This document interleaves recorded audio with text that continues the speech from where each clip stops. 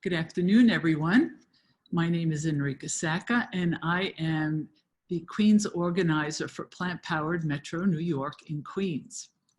Plant-Powered Metro New York is a community-based organization committed to our collective approach to nutrition that can prevent, treat, and even reverse chronic illness.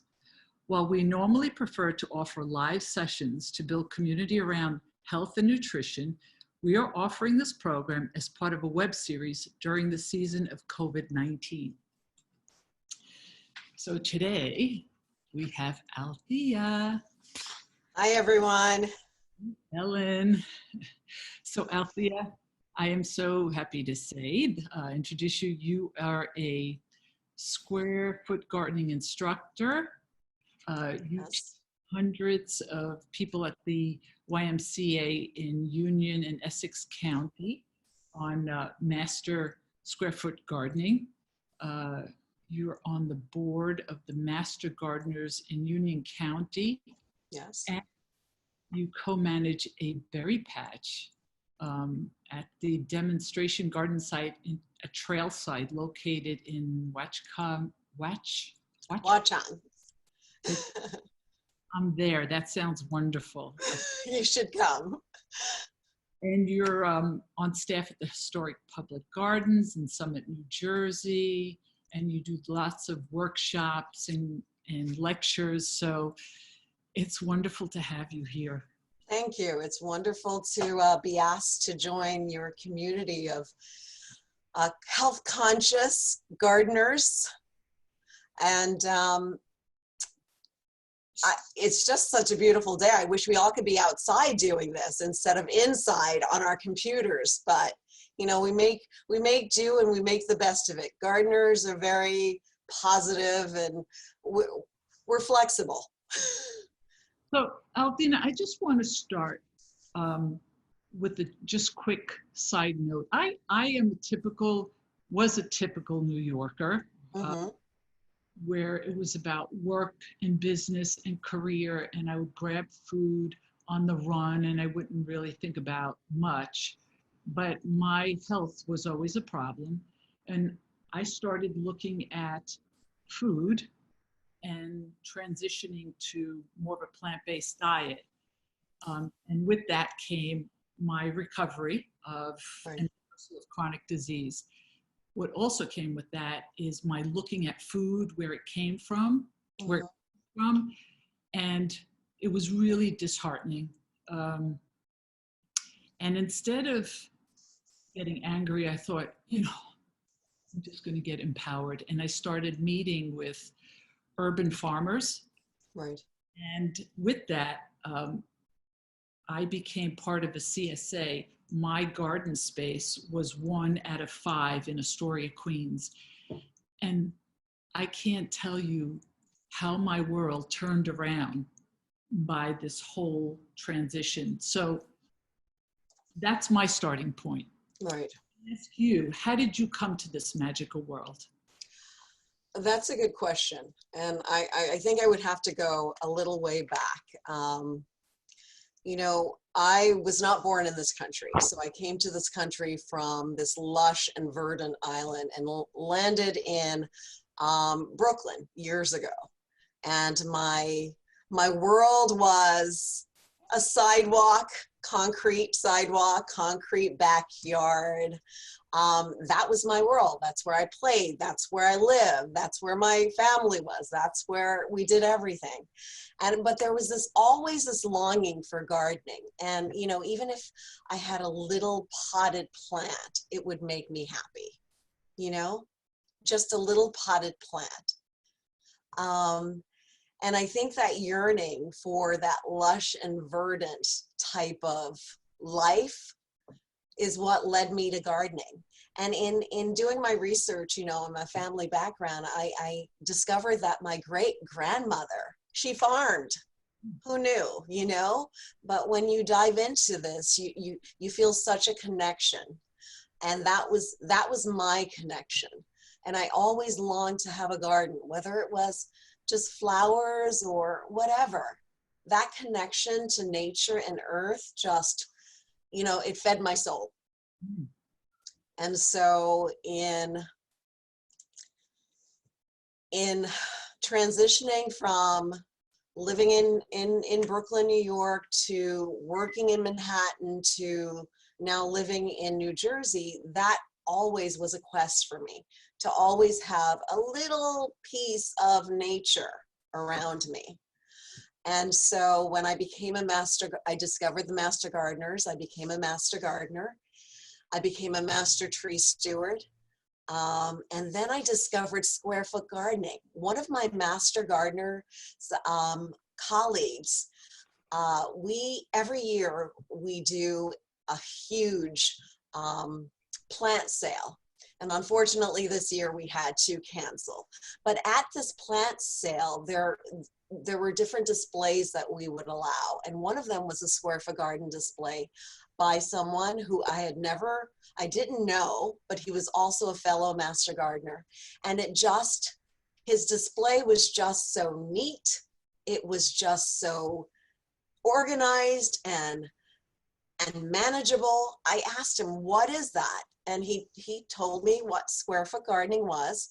And he was looking for someone to partner with him to really teach square foot gardening at YMCAs throughout New Jersey.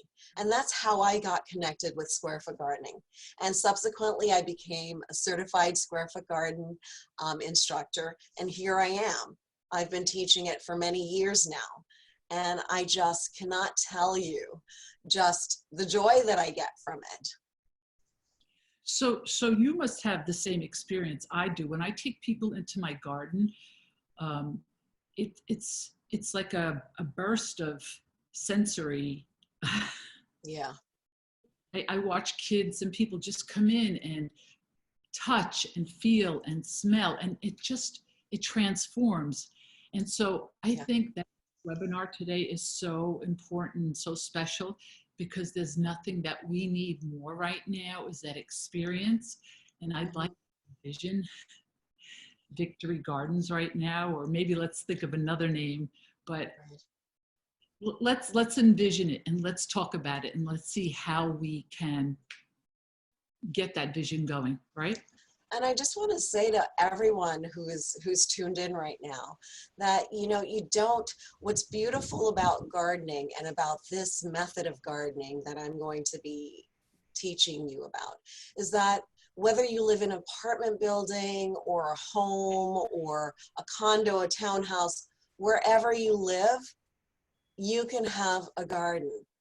It does not have to be, you don't have to have a lot of land to have a garden.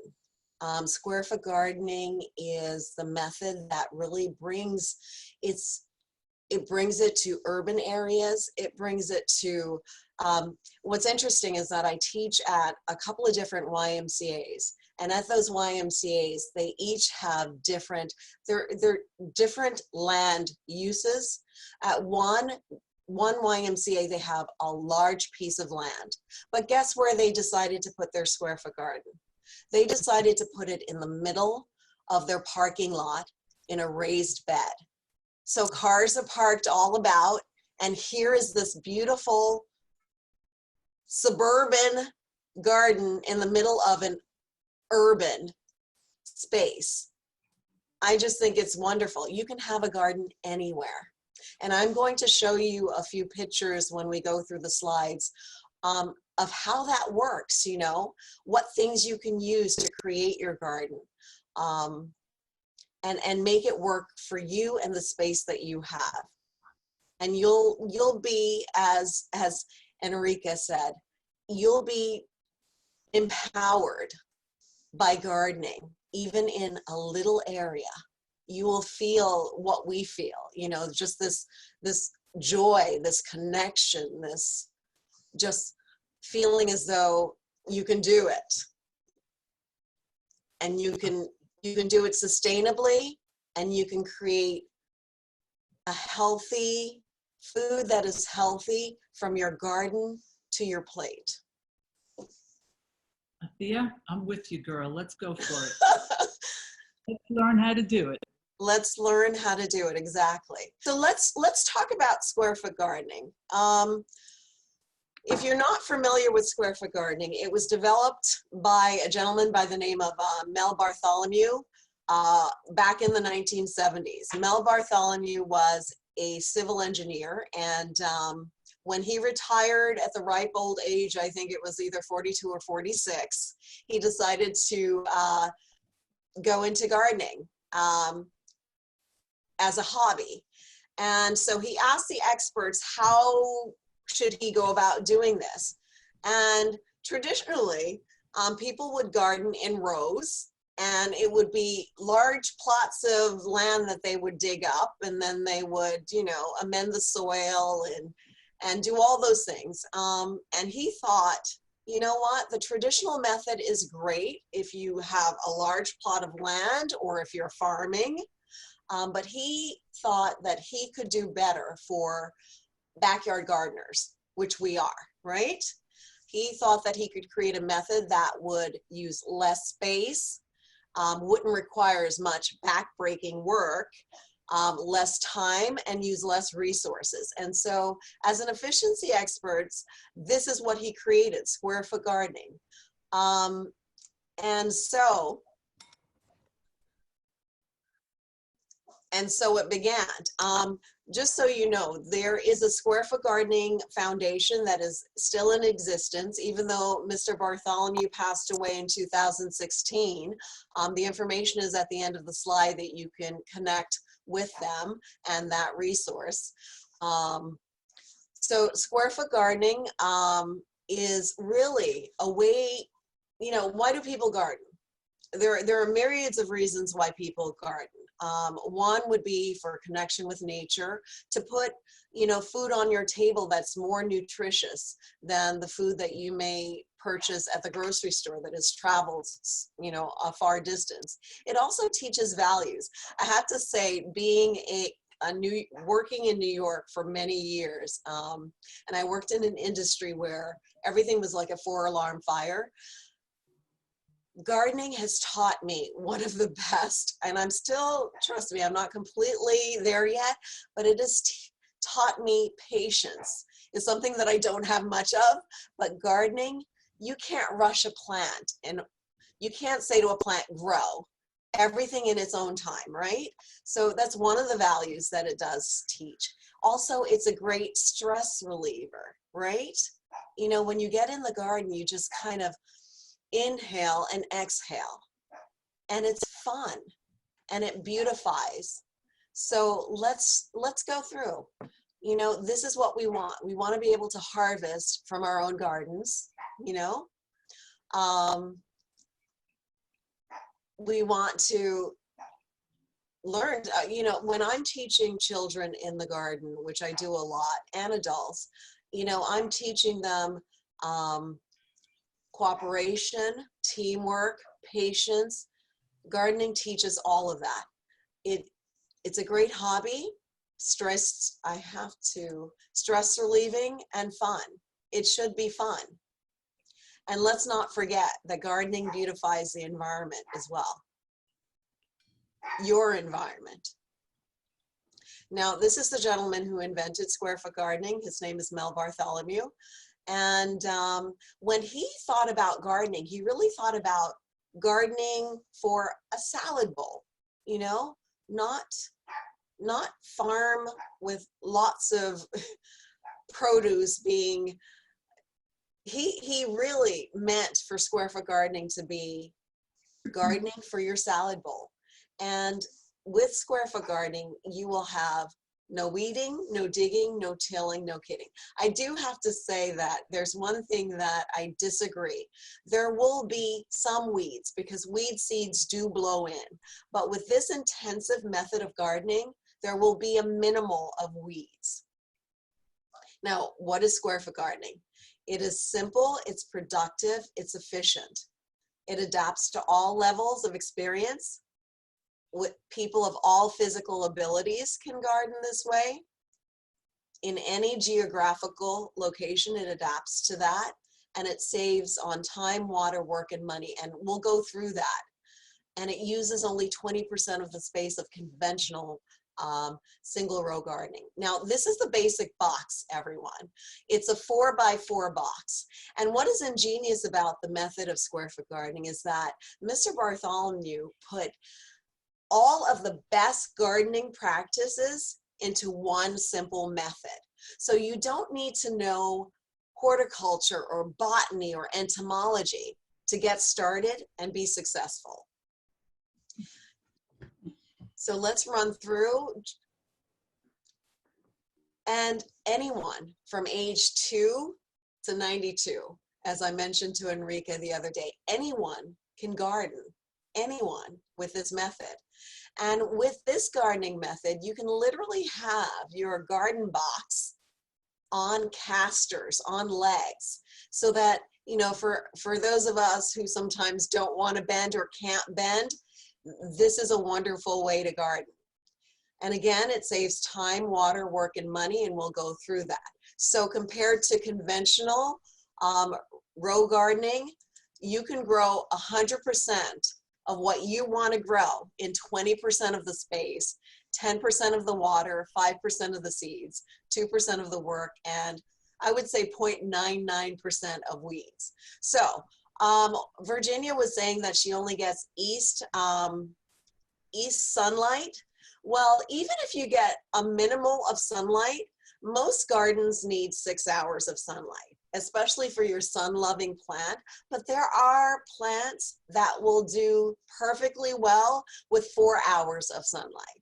You've got your leafy greens, you've got your root crops. They can basically grow well without 6 hours of sunlight. 4 is all you need. So these are some of the things that you have to think about when you're locating your garden. Stay away from trees or shrubs. You want it, if you're gardening I know that Enrica, you do community gardening, so these would be some considerations. If you have a small piece of land at your home, these are some considerations. Don't use the existing soil. In square foot gardening, we don't use the existing soil. I don't know in New York, but in New Jersey, we have clay soil. So it's not very conducive for gardening. It has to be amended before it's used. Make sure that your garden area doesn't puddle, that water does not just sit there. Your roots of your plants need to breathe, so water needs to be able to dissipate. So no puddling areas, no trees. A square foot garden can be put on a deck. There are many different locations for it. You saw the basic box is a 4x4, but you can have a 1x4 box, or even a 1x1 box, or a 2x4 box. It can be configured many different ways to adapt to whatever space you have. But important, when we talk about the traditional 4x4 box, the reason why your box should be no wider than 4 feet. Take, for instance, an adult. To be able to reach into your box, your arm length is only about so long, correct? A 4x4 box, a box that is 4 feet wide, you'll be able to reach in from all sides. Now the box could be 4x20 or 4x8, but as long as the width remains no larger, no wider than 4 feet, you will be able to tend your garden boxes. I sometimes go to community gardens and I see these 8x8 boxes and I say, well, how do you get to the plants in the center of the box? And they'll say, well, just step in. Well, you know, after you've conditioned your soil and amended your soil and have that nice, you know, wonderful garden soil, you don't want to compact it by walking in. So if you're starting from scratch in a garden and you're building your garden beds, try not to make them any larger than 4 feet wide. For children, their arm reach, if you're making building boxes for children, it should be 3 by 3, no wider than 3 feet wide. They have a shorter reach. You can put a square foot garden on a balcony. It can be placed right on concrete pavement on a patio. It can be placed right on the grass. Now, when you're placing it, a garden box on the grass, in this scenario, you would mow the lawn down, put down a landscape fabric, a garden fabric, so that the weeds wouldn't grow back up into the garden box. And then your box would be just four planks of wood with no bottom. So it's just your open bottom box sitting on the ground. Now, there are 10 basics of square foot gardening. The 10 basics to consider is the layout, boxes, aisles, soil, grid, care, select, plant, water, and harvest. So let's go through this. So in square foot gardening, we always think in squares, never in rows, maximizing the use of space. And your boxes can be made out of really any material: wood, vinyl, stones, logs, your whatever materials you have. As you can imagine, this method has gone around the world, and in some countries they don't have the resources that we have. So you basically can build a box out of any materials that you have. One important thing, if you have the space and you have multiple boxes, you need to create aisles, and so that you can maneuver around your boxes. So if you have multiple square foot gardening boxes, raised boxes, you need to have an aisle that is at least 3 feet wide. If you don't have that, that's fine, but that would help you to maneuver between the boxes. If you needed to mow the lawn between the boxes, if you had grass between the boxes, that would allow for a lawnmower or a wheelbarrow. So consider the spacing between your boxes. Now, the spacing between the boxes can be filled with different materials. Some people will use mulch, or there's stepping stones, or whatever. It could be grassy aisles. So your basic box is a 4 by 4.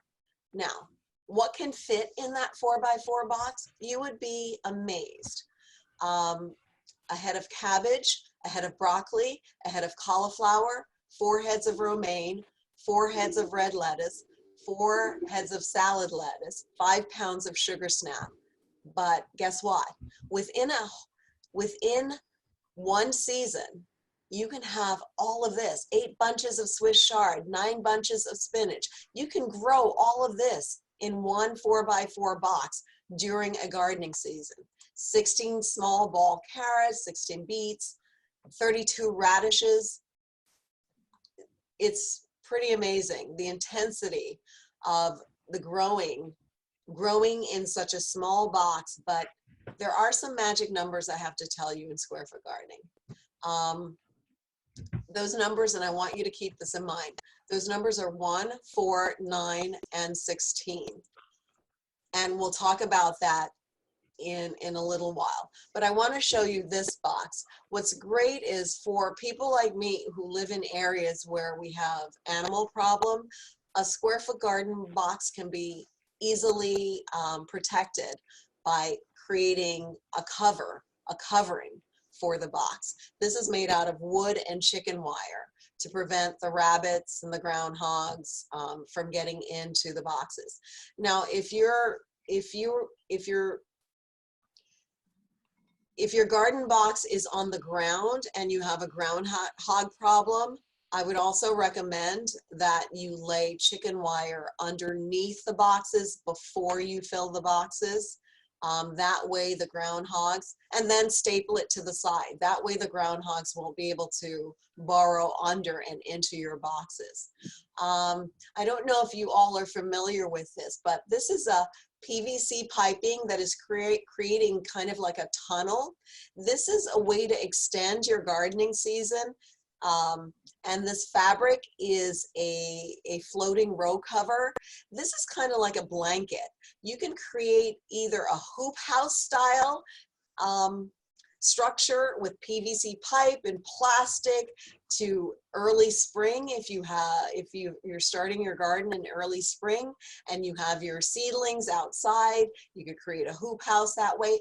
Or if you are extending your season into, say, the fall months, that floating row cover, which can cover your entire plants, can help to keep the warmth in, and also it works to help to keep insects out. This is one of the things I always have on hand in my garden because it helps me to regulate certain temperatures. There was one year that I was growing tomatoes all the way up until December. It was a mild winter, but there were some frosty nights, and I was able to protect my tomato plants by covering them with this floating row cover. It lets in enough sunlight, and it also lets in water, so it's permeable. I know that there is a brand name called Remade, but just the basic name is floating row covers. So let's talk about when you're starting to create your garden. I like to say that when you're building a house, the foundation is very important. In square foot gardening, the foundation of the soil is very important as well. And Mel Bartholomew created this mix called, he named it after himself, Mel's Mix, which has 3 ingredients. And those 3 ingredients are peat moss, vermiculite, and blended compost. Now, peat moss, do you all know what peat moss is? Peat moss is really plant material that has broken down over time, over hundreds of years, in wetland areas. And so it kind of looks like mulch when you look at it. Vermiculite is a rock, a mica rock that's mined out of the earth, and then it's heated up and it pops like popcorn. It's very lightweight. So those first 2 ingredients, and remember, if you're building your Mel's Mix, you want to make sure that you get coarse vermiculite. They do sell the fine, but that won't help your garden soil. Peat moss and coarse vermiculite is what helps to retain moisture and help the soil structure. I'll tell you a little story. As a master gardener, my group tends a 1.3 acre land in New Jersey in the Watchung Reservation, and we have been using compost, simply mushroom compost, for about 20-something years to garden in. Now, mushroom compost is great. However, over the course of 20 years, what has happened, because we had only used mushroom compost for our garden beds to grow vegetables, and we had a tremendous harvest over those years. So the compost is really good. It fed our plants. But what we found after that 20-year period, the compost became rocks, turned into rocks. So the moral of the story is that compost alone over time won't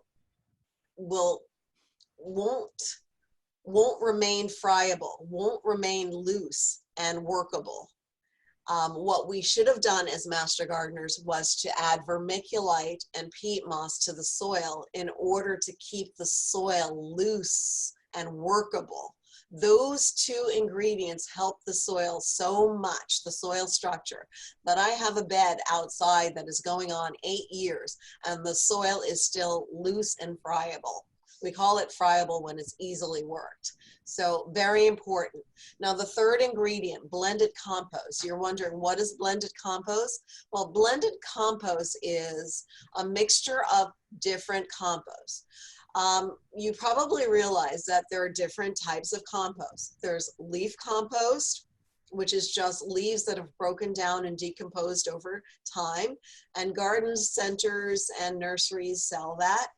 Mostly they sell it in bulk, not so much in bags. If you can find it, that's great, but it's not so easy to be found in bags. So there's leaf compost. There's also something which I just mentioned, mushroom compost, which is a byproduct of the mushroom industry. The soil that they grew the mushrooms in, they now are selling to us because it's rich in vitamins and minerals. There's also cow manure, chicken, poultry manure. Those are all different types of compost. There's also something called lobster compost. The lobster industry also got on the bandwagon, and they're selling us these things which are high in nutrient value. And the blended compost, you want to have at least four different types of compost, and then you blend them together. And that's blended compost. I'm spending a lot of time on this because the soil is so important. Once you get this right, believe it or not, you will not need to buy fertilizer. That's how you're saving on resources and saving money. Once you get this right. So I heard someone. Esther, were you saying something? Okay, so once you have those three ingredients, you want to have equal amounts of them. A third peat moss, a third coarse vermiculite, and a third blended compost. Now, that is the basis of your garden box, the soil. So once you get this right, and next season, or let me back up. When you are harvesting from your garden bed, you won't need to add more peat moss. You won't need to add more vermiculite. The only thing that you will need to add is the blended compost. So save some of that blended compost when you mix it. Save it because you will need it once you're harvesting from your garden, because plants will be drawing nutrients from the soil. You need to replenish those nutrients. You'll be replenishing those nutrients with the blended compost. That's what feeds your plants. So if you want nutritious plants, you have to give them nutritious soil. Now, this just kind of shows you what it looks like, the vermiculite bag, the peat moss, and you would mix them together on a tarp if you have, or in a wheelbarrow, whatever you have. A tarp works really well. That's what I use. And if you compost yourself, that's great. You can use your own compost. In third world countries where they don't have these supplies that we have, we do encourage composting because it's a great way to clean up the trash in their area, as well as, all the food scraps from their meals, from your meals, leaf scraps, those you can, and this definitely is a different workshop and a different presentation, but you can use your own compost that you make yourself at home. Now, in Square Foot Gardening, we train everything. Space saving is what this method is. So everything is trained to grow vertically. And within just 6-inch depth of soil, you can grow practically any crop. Now, if you're giving your plants the nutrients that they need within the first 6 inches of soil, you don't need to have 12, 24 depth boxes. That just creates the need to have more resources, more soil put into those boxes. I would recommend go 8 inches. Go 8 inches depth, and that's all you need. Some of you may be wondering, well, how do you grow those long carrots in 6 inches or 8-inch depth soil? Well, I will show you something very interesting as we go through. In square foot gardening, not only is it a raised box, but there's a grid on top, right? So this grid delineates your planting beds. So if you wanted to grow in an 8-inch depth box, a 12-inch carrot or a 16-inch carrot, all you would have to do is create a smaller box to place on top of one of those grids, fill that box with more soil. That way you're not filling the entire garden bed with soil. Grow your carrots in that 1 box or 2 square. Or if you're growing potatoes, you know, potatoes need to be hilled up as they grow because potatoes grow on the roots of your plants. So all you would need again is to choose a square or 2 where you would like to have your potatoes grow, and put another box without a bottom right on top of that square, and fill it as the potato plant grows. Just keep putting more soil in, hilling it up, hilling it up. That way you're saving, you're conserving resources. You're not spending extra money filling the entire box when most of the plant materials in your garden won't need that much soil in order to grow. So a grid, without a grid, it isn't square foot gardening, is it? So you have your box. Now, if I said to most of you, how many plants can you actually grow in this 4x4 box? Most of us would either overestimate or underestimate, right? Now, if I said to you, how many plants can you grow in this box? Well, keeping in mind that in square foot gardening, you can plant a different plant in each of those squares. This box creates 16 squares. You have this grid creates 16 squares. Now, in square foot gardening, you remember the magic numbers 1, 4, 9, and 16? Well, in square foot gardening, and it really, if you look at your seed packets, you'll see if you're growing tomatoes, you need to give tomatoes 12 to 18 inches of space, growth space, in order to grow. Well, these squares are 12 inches, 1 foot by 1 foot. Guess what? A tomato plant can grow very well in just 12 inches of space. So you can have a tomato plant growing there. You can have a pepper plant.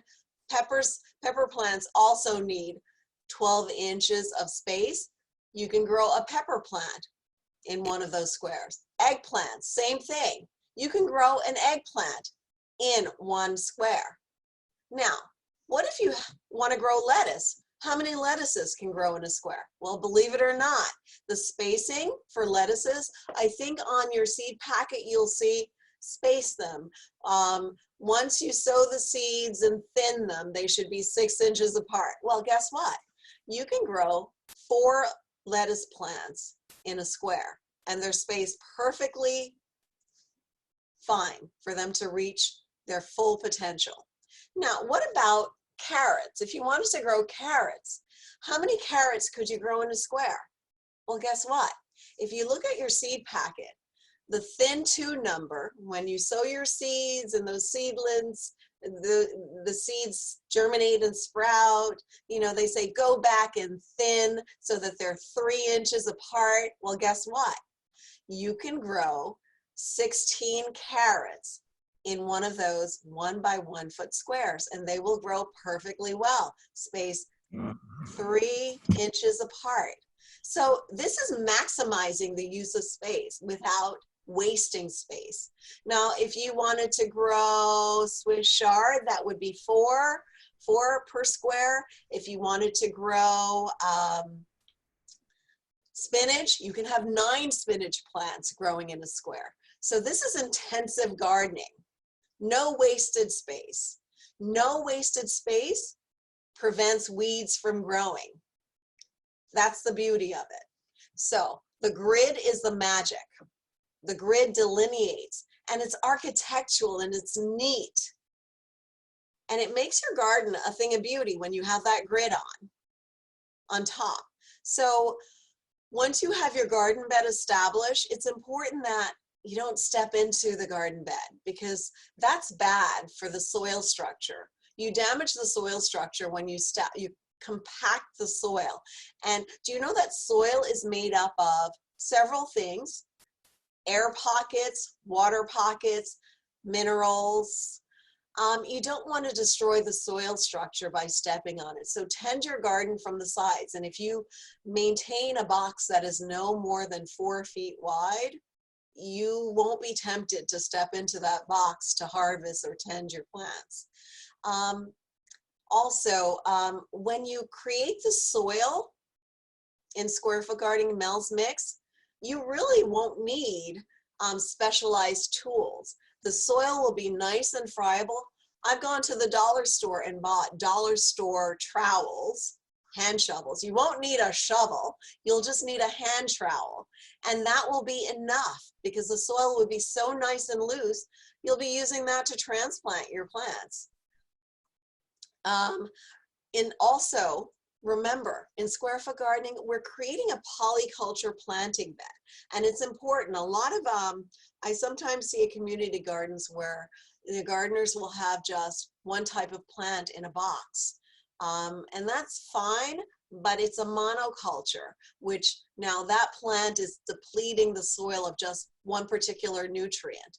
If you have different plants, consider the Square Foot Garden box and all of the grids. If you have select a different plant for each of those squares, just think about it.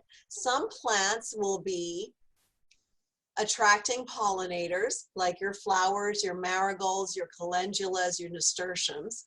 So select a different plant for each of the square.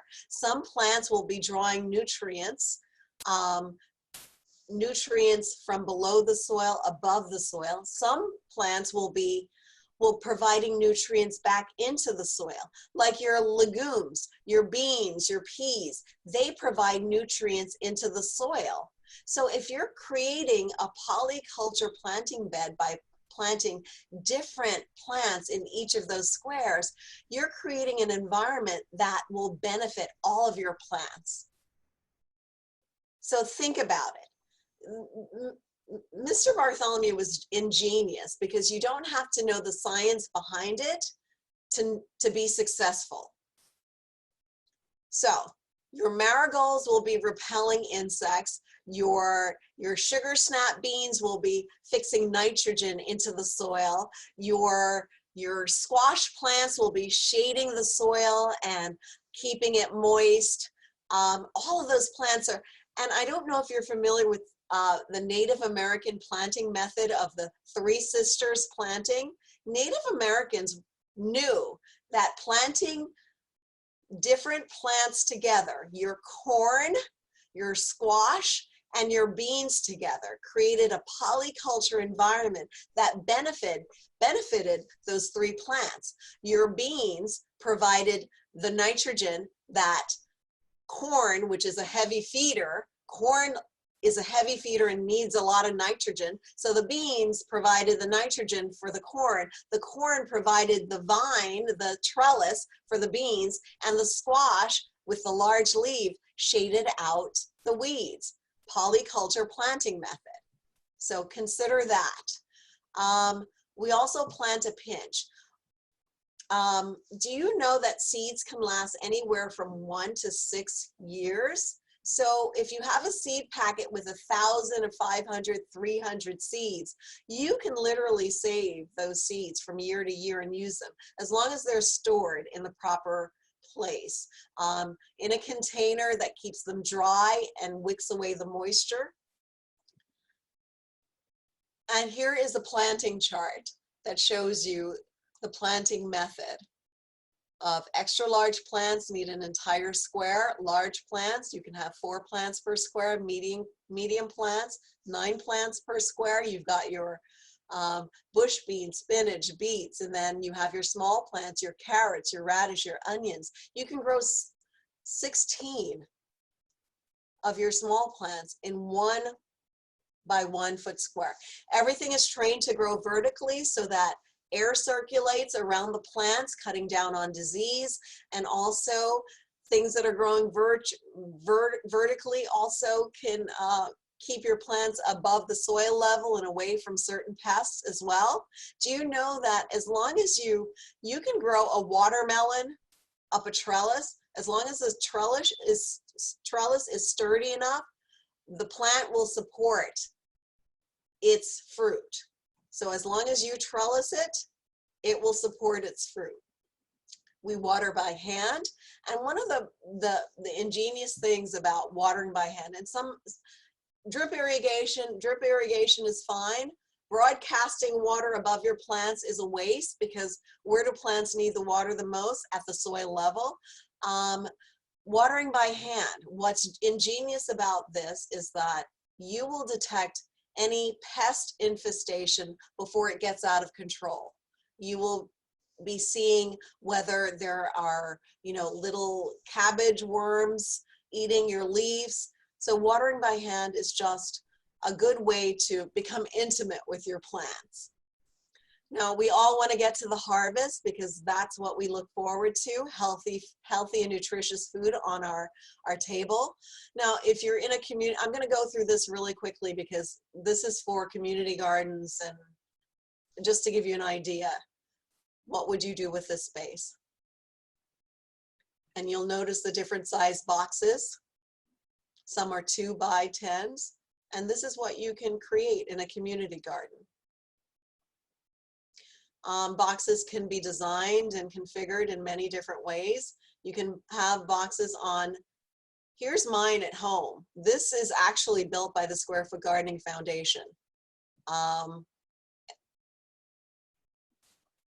This is a 2 by 2. And what's interesting about this box is that they're grow bags. There are felt grow bags, 4 of them. So it's a 2 by 2 box with 4 felt grow bags filled with soil. And it's only 2 feet off the ground. So it could be, it looks like a planter, doesn't it? So this method can be done with school children. Here's a school garden. It beautifies. Now, this is what I wanted to get at. Now, for urban, this was at the Philadelphia Flower Show 2 years ago. For urban spaces, they created an urban vegetable garden. Now, this is, take a look at it. 4 front steps, right? And then you step out onto the, your, what am I trying to say? So it's not a lot of space, basically, is what I'm trying to say. You've got your front stoop and very little space, and then you've got your sidewalk and then the street.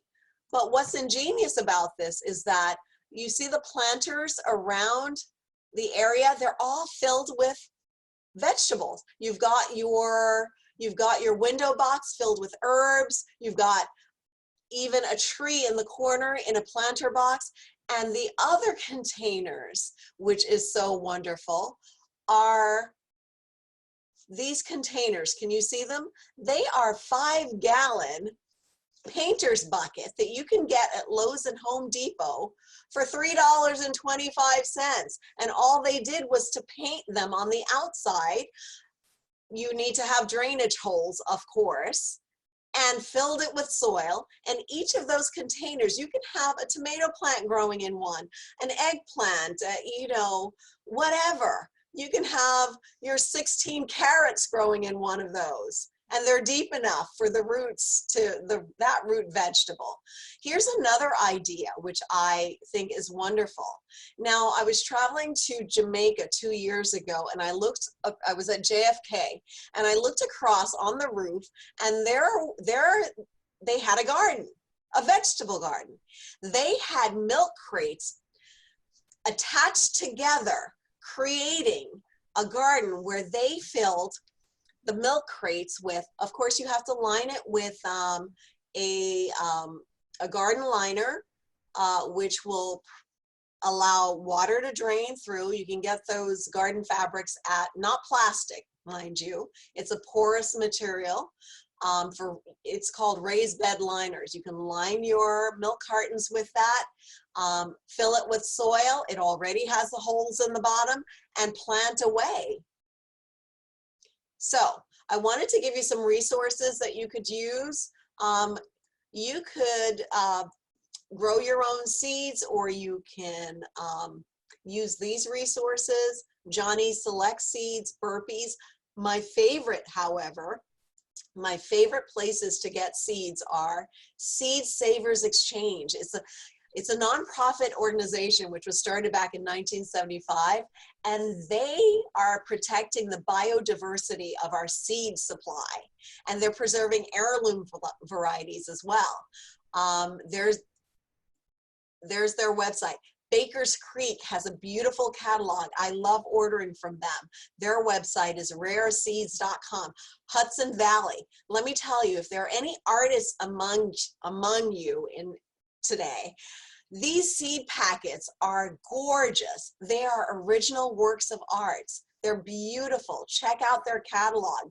Go online, hudsonvalleyseed.com. I just hate to throw away their seed packets when I get them. They're so gorgeous. So those are my favorites: Seed Savers, Baker's Creek, and Hudson Valley. And of course, you can find seeds and plants at your local big box stores. And there's another, Gardener Supply Store is a wonderful website for gardening resources. And I just want to tell you that your master gardeners, like myself, New York City has a Master Gardeners program that is run through the Cornell University. You can contact them for any gardening questions that you have. They will help with insect problems, plant problems, you name it. They have a vast amount of resources. Also, the Square Foot Gardening book, the 3rd edition, is a wonderful resource as well. If you're interested in learning more and going into more detail, well, how much soil will I need? There's a page that tells you how many cubic feet you'll need for a 4x4. For a 4x4, you'll need 8 cubic feet. It helps you to calculate that. Well, how long will my seeds last? How many basil plants can I plant per square? This book has all that. How to build a square foot garden box. This book can tell you. So that's a great resource. And of course, the website also. So happy gardening, everyone. Thank you, Althea. That was great.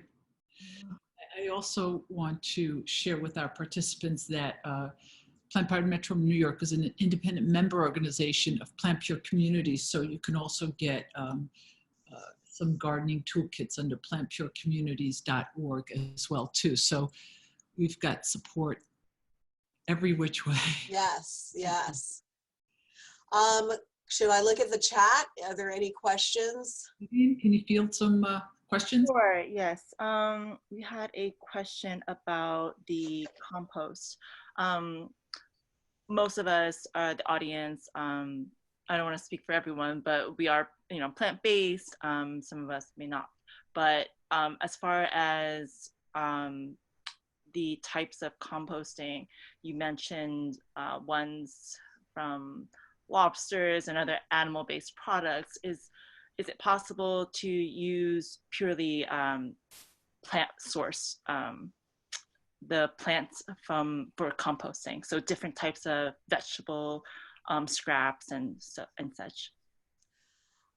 Yes, you can. I believe, though, that the richest nutrients for your plants will come from a variety, and that will only provide you with one. But yes, you can definitely use just plant-based, the leaf compost, the scraps from your, if you're making your own compost as well. So the leaf compost would be obviously completely plant-based. The others will be more of a mixture of the different, like even the mushroom compost is a mixture of different ingredients as well. It will have peat, it will have, I may want to go out and show you. Or you may have to do your research to find others, but you can use poultry compost from vegetative animals. I don't know. Does that work for you? I'm not really sure if that would work for you, considering that it's, you know, from an animal. But the vegetative animals, that's a great compost. Your cows, your chicken.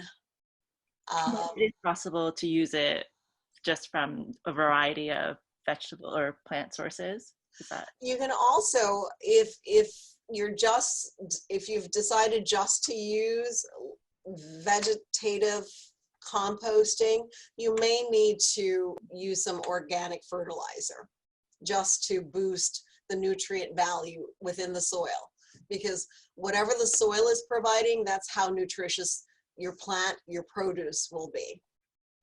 You may need to just add more, you know, another type of fertilizer to your garden beds if you're sticking with just plant-based compost. Just to add to that, what are your thoughts about newspapers and cardboard and recyclable, those kind of paper materials? Is there room for that in the square foot gardening? For composting, for decomposing in your compost bin? Yes. Oh, absolutely. And I think, I know at one time there was a consideration whether the colored newspapers were toxic. And I think the printing industry moved away from, do your due diligence, but I think the printing industry moved away from toxic printing, color ink, so that even some of your colored paper could be used, just not your glossy papers. But yes, newspapers are fine in your compost bin. Cardboard, yes, but when you're thinking of composting, just keep in mind that the smaller the particles, the smaller the pieces, the faster it will decompose. So you're going to need to tear up those pieces into smaller bits. Okay, wonderful. Thank you. Let's see, we have a few more questions. We get to start winding down, Vivian. Sure. Okay, then perhaps we'll have room for or time for one more. Sure. Okay. Okay, we have some questions about windowsill gardening, planting. This will be a two-part because they're sort of related to each other, but do herbs last long in window gardening? And for someone who's limited to a windowsill, do you suggest 10 inches by 28 inches? That's a very specific number, but I guess in general, how would you address window gardening? Well, the thing about window gardening is that there is, the depth of the boxes will be you'll be limited. So first of all, there are a lot of different herbs that can be grown in a windowsill garden. There are some herbs that you'll have to clip very often because they will get large and overwhelm the window box. Sage is one of those herbs that, although it is in my garden, it's a perennial, it gets very woody and it gets very large. You have to continually keep clipping it to keep it trained. Windowsill gardens will need more water, more attention, because they dry out faster. You'll have to just harvest continually, and you can really grow practically most herbs in windowsill gardens. Just be sure that you're putting herbs that like the same conditions. There's some herbs that like it, their feet a little wetter, and some that like it a little drier. So do your research. But yes, you can pretty much grow practically most herbs, except for bay, in a windowsill garden, except for bay leaves. Okay. Well, Althea, thank you for so much. So much. Welcome. Wonderful. You're fantastic. You're great. Thank You're you. really, really good. Thank you. For our listeners, that you can find more events with Plant Powered Metro New York. Vivian, if you want to put our link in the chat, we're on social media, Facebook, Instagram, and we also have quite a few webinars coming up. For instance, tomorrow we're having a plant-powered virtual meeting in Spanish. We're going to be demoing with a pastry chef. We have eating superfoods for bone health by Dr. Caroline Hartridge out of the JCC in Manhattan. Asian Pacific American Heritage Month web series, including Indian cooking with Varun Pamundi this Friday. And then on Saturday, we're hosting What the Health Watch Party on Netflix.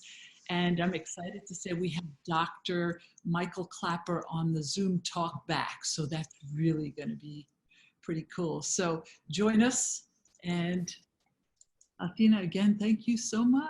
You're very welcome. It was so nice to be asked to do this and so nice to, be here today. So thank you all for joining me.